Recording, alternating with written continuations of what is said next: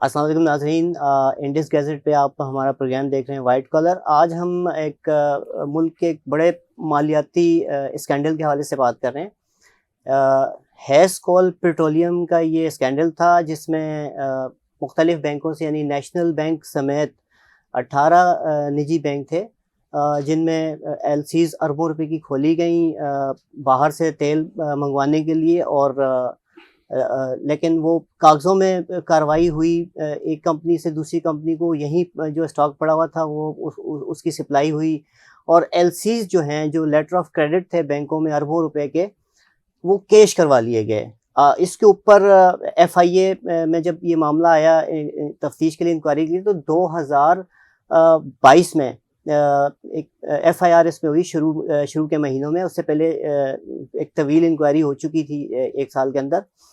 बड़े सारे इसमें एविडेंस आए सामने और एक सॉलिड किस्म का केस बनाया गया। एफआईआर के बाद जो अबूरी चालान पेश हुआ उसमें 32 मुल्ज़मान मजमूई तौर पर इसमें नामजद किए, जिसमें हैस्कोल के डायरेक्टर्स, चेयरमैन और नेशनल बैंक के साबिक सदूर, नायब सदूर और इस तरीके से मुल्ज़मान थे, 32 मुल्ज़मान। उसके बाद फिर 7वें महीने में गुज़श्ता साल 2022 में इसका एफआईए ने हतमी चालान पेश किया, फाइनल चालान पेश किया, जिसमें इन तमाम 32 मुल्ज़मान के हवाले से मज़ीद शवाहिद पेश किए गए और उनके ऊपर चार्ज फ्रेम किया गया अदालत में।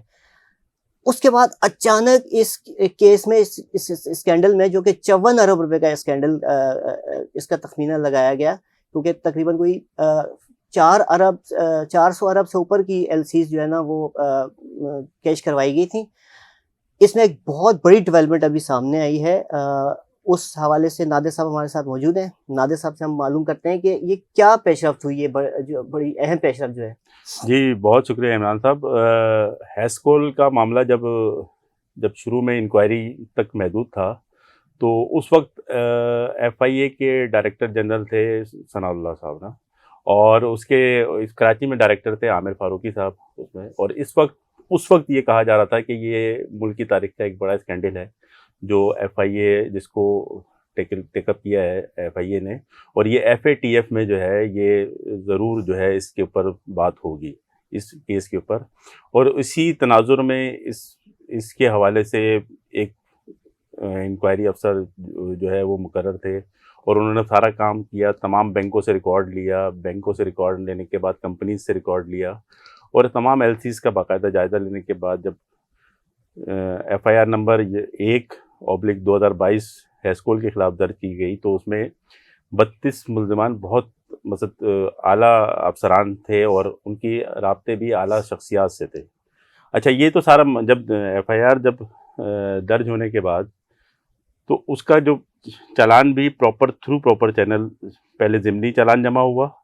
ज़िमनी चालान जमा होने के बाद नवंबर 2022 में उसका फाइनल चालान भी जमा हुआ। अपनी पूरी मुद्दत मुकम्मल में करने के बाद जो है उसका चालान बिल्कुल थ्रू प्रॉपर, उस वक्त तक बिल्कुल केस एक बिल्कुल स्मूथ जो है वो उसमें चल रहा था और अदालती।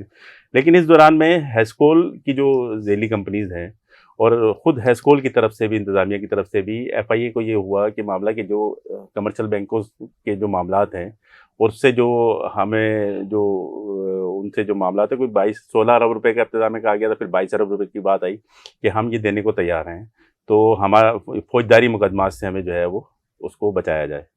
लेकिन उस दौरान में कुछ मामला तय होने वाले थे, कुछ चीज़ें तय हो गई थी, कुछ चीज़ें नहीं तय हुई थी। लेकिन बहरहाल इस दौरान में ट्रांजेक्शन पीरियड था और एफआईए डायरेक्टर जो है वो कराची वो तब्दील हुए, डीजी भी तब्दील हुए। तो डीजी और एफआईए डायरेक्टर तब्दील होने के बाद अब 2023 में आने के बाद, मतलब नवंबर 2022 में इसका फाइनल चालान जमा होने के बाद, उस मार्च 2023 में एक सप्लीमेंट्री चालान जो है वो बैंकिंग कोर्ट में जमा हुआ, जिसमें ये कहा गया कि उसमें हैस्कोल के जो डायरेक्टर हैं सर एलन डंकन, और एक नेशनल बैंक के साबिक सदर हैं सईद अहमद, और इसके अलावा कुछ सीईओ हैं हैस्कोल के, और तकरीबन 6 लोगों के नाम को जो है वो माइनस करने के लिए दरख्वास्त दी गई सप्लीमेंट्री चालान में बैंकिंग कोर्ट को कि इनका इसमें कोई इतना वाज़े जो है वो अच्छा, उसमें जो चालान जो जमा हुआ सप्लीमेंट्री, उसमें भी कोई ऐसा कोई मतलब कोई ऐसी चीज़ नहीं थी कि मतलब उनके बारे में कोई ऐसे शवाहिद पेश किए जाते। उनको बस सिंगल लाइनर में ही उनको कर दिया गया कि जो है इनका कोई, इन्होंने ये जवाब दिया है, इनके जवाब में हम सेटिस्फाई हैं और हम अदालत से ये कहते हैं कि इनका नाम माइनस कर दिया जाए। अच्छा। इस पर जो है वो जज साहब नाराज़ हुए। अच्छा, जिन deputy director commercial banking circle के दस्तखत से जो अप्रूव किया है डायरेक्टर जोनल बोर्ड कराची ने जिस सप्लीमेंट्री चालान को, वो चालान जमा कराने के बाद वो तो उम्रे पे चली गई, ठीक है, और 20-25 दिन के लिए वो उम्रे पे गई। उसके बाद जो है वो जोनल बोर्ड ने इसके चालान की मंजूरी दी और चालान खुद जब 3 मार्च 2022 को, जब 2023 को 3 मार्च 2023 को जब ये सप्लीमेंट्री चालान अदालत में बैंकिंग कोर्ट में जमा हुआ तो जज साहब उस पर बहुत नाराज़ हुए, जो बैंकिंग कोर्ट के जज थे, और उन्होंने डायरेक्टर FIA कराची को खुद तलब कर लिया ज़ाती हैसियत में, और वो 14 मार्च को उनको तलब किया गया था। और उनसे जब सवालात किए गए तो वो डायरेक्टर FIA कराची अपनी GIT टीम के साथ, जो इन्वेस्टिगेशन टीम थी इस पूरे केस के हवाले से, वो जज को मुतमईन नहीं कर सके कि इन 6 लोगों के नाम क्यों और कैसे निकाले जाए।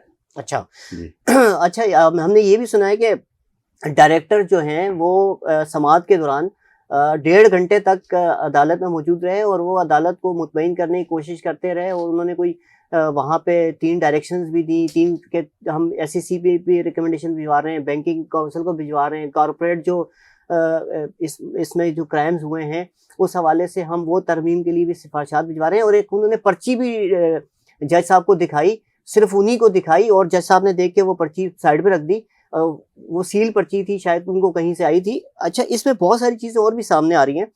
जैसे आपने कहा सर एलन डंकन जो हैं वो बरतानिया के रुकने पार्लियामेंट भी हैं और वहाँ के बहुत सीनियर सियासतदान हैं। वो वाइटॉल बेसिकली जो कंपनी है जो दुबई UK में रजिस्टर्ड है, वो पेट्रोलियम कंपनी है, सप्लाई करती है गल्फ में, पूरे खलीज में, उसके भी चेयरमैन है, और उसी की जो ये कंपनी है जेली कंपनी हैस्कोल, इसके भी वो चेयरमैन है।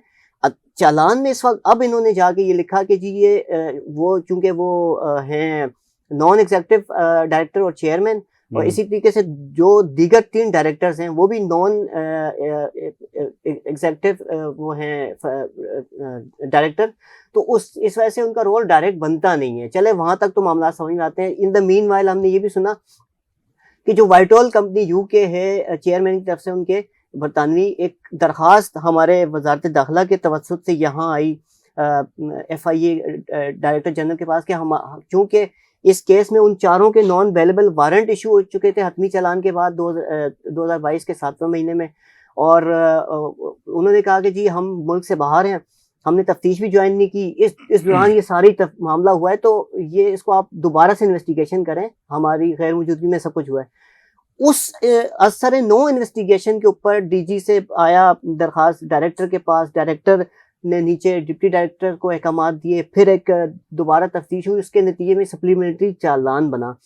अब आपको क्या लगता है कि इसमें क्या FIA के अफसरान की कोई मेलाफाइड या कोई बदनीयती है, जिस तरह अदालत ने कहा कि जी ये मुल्ज़मान को फ़ायदा पहुँचाने के लिए ये सप्लीमेंट्री चालान बनाया है, या चूंकि आप कंपनी पैसे भी देने को तैयार है, वो 22 अरब रुपए यहाँ इन्वेस्ट करने को तैयार है, वो डॉलर्स की सूरत में नेशनल बैंक को बाद में वो अभी आहिस्ता आहिस्ता दे देंगे, ये उन्होंने कहा है। आप क्या समझते हैं, ये चालान आपको सही ना लगता है? इसको नहीं, कैसे असल में ये चालान तो चले, वो मौजूदा जो FIA की जो टीम है उन पर आप सियासी दबाव भी इसमें है और दीगर ब्यूरोक्रेसी की तरफ से भी दबाव है, कुछ ऐसा मामलात हैं, वो तो एक अलग जगह है।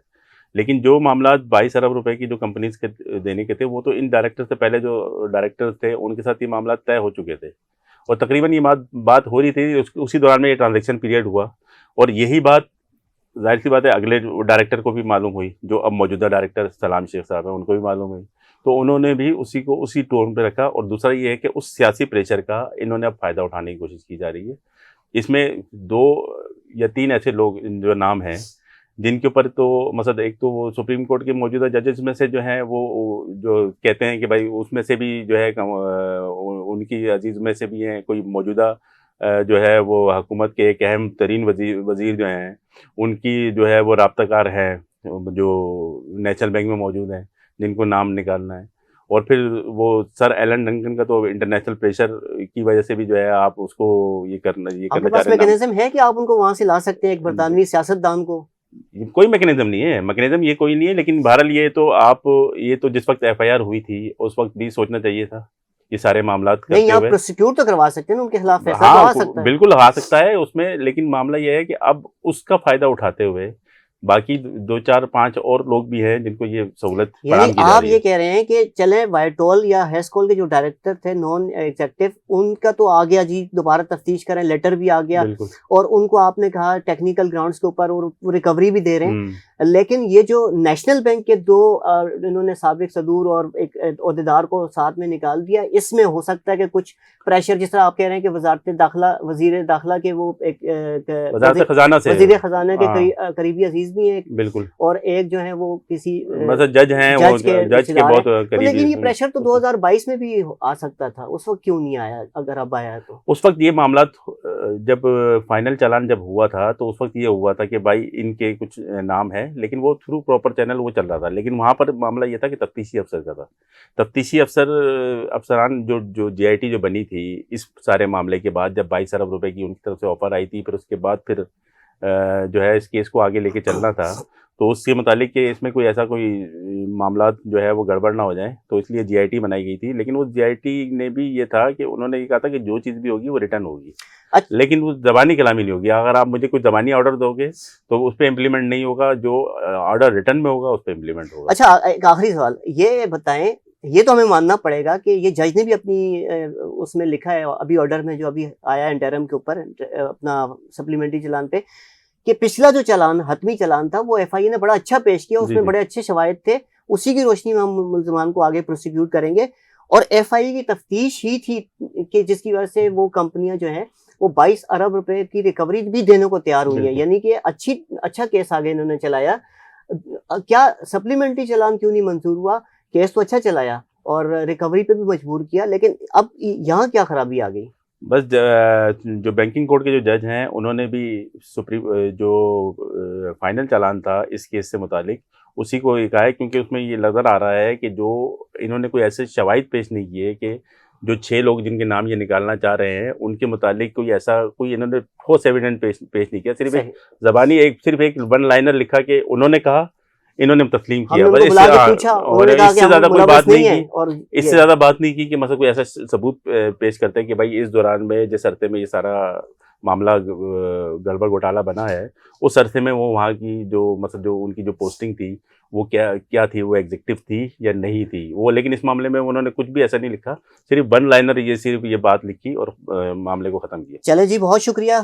बड़ा स्कैंडल है और बहुत अच्छा चला है एफआईए ने, और सिर्फ मामलात अब सप्लीमेंट्री चालान पे आगे कुछ ख़राब नज़र आए। उम्मीद करते हैं कि ये मामलात आगे बेहतर होंगे और ये एक बहुत अच्छा एफआईए का केस जो है स्टेबल होकर प्रोसिक्यूट होगा और इसमें फैसला भी आएगा। बहुत शुक्रिया।